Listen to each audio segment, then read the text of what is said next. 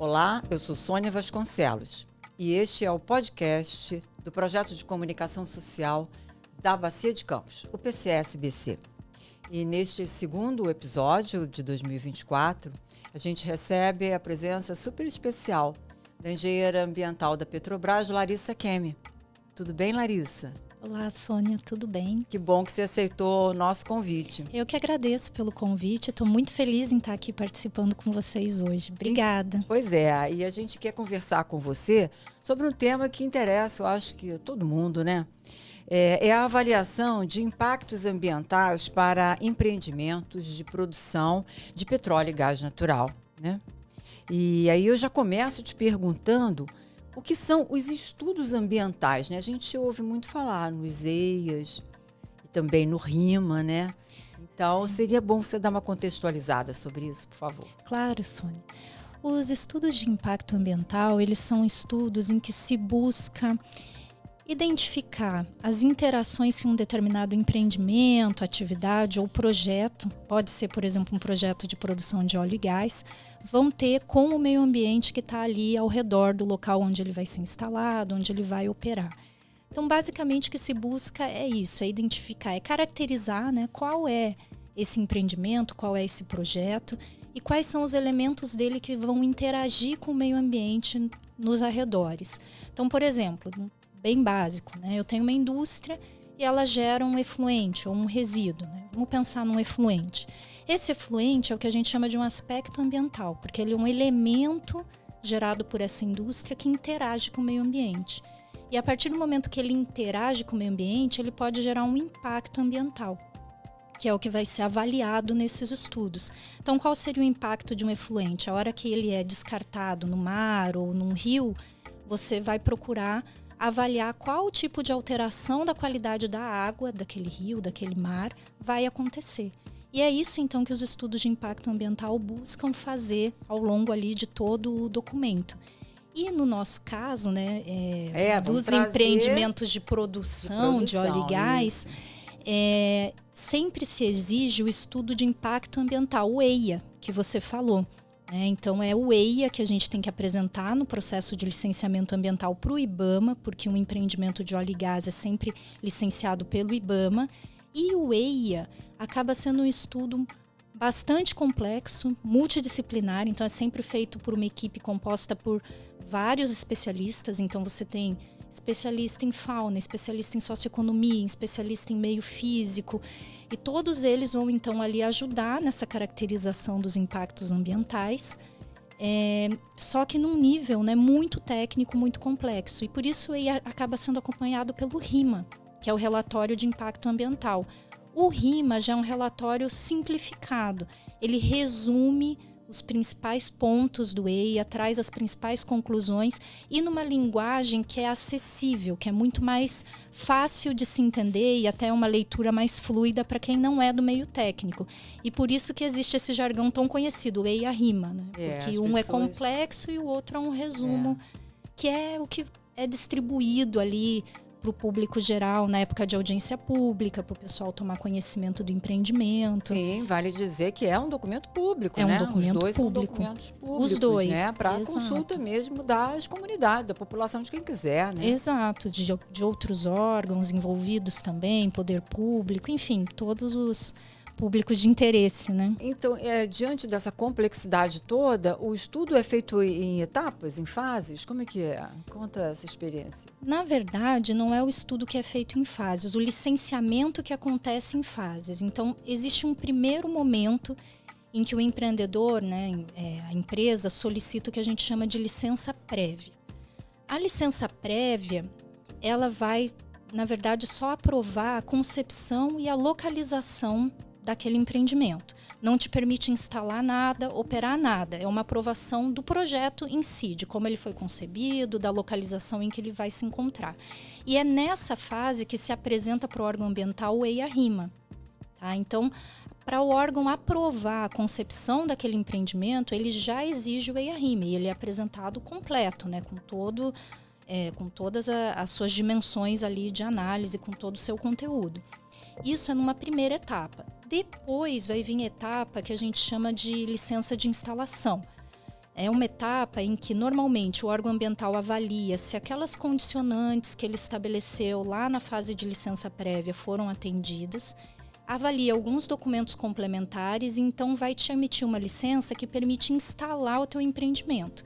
Então, para o empreendimento de óleo e gás, o que seria isso, né? A licença de instalação vai permitir que a plataforma seja, né, locada ali realmente na bacia marítima, que sejam feitas todas as interligações dela, né? Você tem que lembrar que a plataforma, ela precisa ser interligada aos poços de produção que estão no leito marinho. Então, é a licença de instalação que te permite instalar as linhas, né, os dutos que ligam os poços à plataforma, fazer a ancoragem da plataforma. Então, já te permite fazer muita coisa, né, quando realmente a atividade começa a acontecer ali no local. E, por último, vem a fase da licença de operação. A licença de operação é o que vai te permitir realmente produzir, né, iniciar a produção de óleo e gás. É quando a gente tem o primeiro óleo do projeto, como o pessoal costuma dizer, né? O impacto. Como é que esse estudo determina impacto? Sim, o estudo ele vai identificar e vai avaliar os impactos. Como que isso é feito, né? O que acontece? Existe todo um capítulo, né, um primeiro capítulo ali dentro do EIA-RIMA, em que o empreendimento ele vai ser caracterizado. A gente até chama esse capítulo de caracterização da atividade. Então, ali é que vai ser descrito, né? Como que é para o empreendimento de óleo e gás, né? Como que é a plataforma, quais sistemas que existem ali, o que ela processa, quantos poços vão estar interligados a ela. Então, tem toda essa descrição. A partir dessa descrição, a gente consegue identificar aqueles elementos, como eu falei, que vão interagir com o meio ambiente, né? Os aspectos ambientais. Então, essa plataforma vai lançar algum efluente no mar, ela vai gerar algum resíduo que tem que ser desembarcado para a terra, ela vai gerar alguma emissão atmosférica, tudo isso está nesse início do EIA, que é a caracterização da atividade. Aí existe um outro capítulo que a gente chama de diagnóstico ambiental. Aí já é um capítulo que vai olhar para o ambiente onde essa plataforma vai ser instalada. Então, ela vai descrever, por exemplo, né, como é o leito marinho naquela região onde a plataforma vai estar, como é a qualidade da água, quais são os grupos animais, vegetais que estão presentes ali naquela região, fauna, flora, tem corais, não tem, tudo isso é um diagnóstico ambiental. E não fica restrito só à questão, né, digamos assim, física e biótica, vai também para o socioeconômico, né? A gente sabe que a plataforma não existe sozinha, né? Ela precisa de todas as nossas atividades aqui em costa para conseguir produzir. Então, o EIA vai caracterizar também aqueles municípios em que você tem, por exemplo, as bases de apoio marítimo, né, de onde saem as embarcações que levam os insumos para a plataforma operar. Os trabalhadores Os também, trabalhadores, né? as bases Aeroportuárias, né? aeroportuárias. Vai descrever também aqueles municípios onde você tem as unidades de tratamento de gás, porque, em geral, o gás produzido na plataforma vem por um gasoduto até a terra. Então, o EIA vai descrever todos esses municípios, as comunidades ali presentes, como que é a dinâmica socioeconômica, tudo isso é caracterizado ali também. Então, a partir do momento que você sabe como é o seu empreendimento, quais são os elementos dele que vão interagir com o meio ambiente, e sabe como é o meio ambiente ali nos arredores, né? Então, não só lá na bacia marítima, mas na região costeira também, que sofre influência da atividade, você consegue cruzar uma coisa com a outra, né? E dizer, então, se esses são os meus aspectos ambientais, o meu meio ambiente tem essa característica, os impactos vão ser A, B e C, né? Você vai conseguir dizer como esse empreendimento vai impactar o ambiente que está ali ao redor dele. Agora, se no meio social, que aspectos a gente considera? Vamos pensar assim, né? Vindo lá da plataforma até a costa, acho que é uma forma mais fácil de pensar. Lá na plataforma, a primeira coisa, pensando em meio social, é que simplesmente a presença dela lá, a ocupação que ela causa no meio marítimo, já é um aspecto que pode trazer algum impacto, né? Isso, claro, vai ser avaliado caso a caso. Mas simplesmente a presença lá, o espaço que ela ocupa, já é um aspecto a ser avaliado. Por quê? Porque no arredor da plataforma, nos arredores daquela plataforma, você não vai poder, por exemplo, ter algumas atividades de pesca, por exemplo, nas imediações ali muito próxima, né? artesanal. Então, você tem ali uma restrição, né? Agora, aquilo que a gente falou também, a plataforma ela não existe sozinha, né? Ela depende de insumos, equipamentos que são trazidos de terra. E quem vai trazer são as embarcações de apoio. Então, um outro aspecto que é avaliado é esse trânsito das embarcações de apoio, indo e vindo até os municípios que têm as bases portuárias. Por quê? Porque nesse trânsito, elas podem também, primeiro, você aumenta o tráfego marítimo de maneira geral, né? E segundo, você pode ter alguma interferência sim, né? Com atividade pesqueira artesanal, com atividade turística. Então, são outros aspectos que também são avaliados. E quando chega lá na costa, se você pensar que as embarcações de apoio estão levando para a plataforma insumos, equipamentos, até o rancho do pessoal, significa que a gente gera lá na costa toda uma demanda por bens, por serviços, por insumos. E isso é um outro aspecto a ser avaliado, porque isso vai alterar a dinâmica econômica local. Você pode ter um aumento de tráfego rodoviário para transportar tudo isso até a base portuária para a embarcação levar para a plataforma. Então, desse jeito que você está falando, eu estou entendendo que os estudos de impactos, eles são capazes de propor medidas, né? As medidas de mitigação. Sim. É isso mesmo, Sônia. É isso aí, né? É essa sequência de ideias, mas né? não evita o impacto. Ou tem essa possibilidade de até evitar o impacto. A linha, né, de pensamento sempre para cada impacto é você buscar, né, se existe alguma medida que possa evitar o impacto. Então essa é uma primeira tentativa. Nem sempre é possível, a gente sabe que em alguns casos não tem como ser completamente evitado. Aí vai-se para uma segunda linha, que é a tentativa de mitigar, né? Reduzir um pouco aquele impacto, os efeitos daquele aspecto ambiental.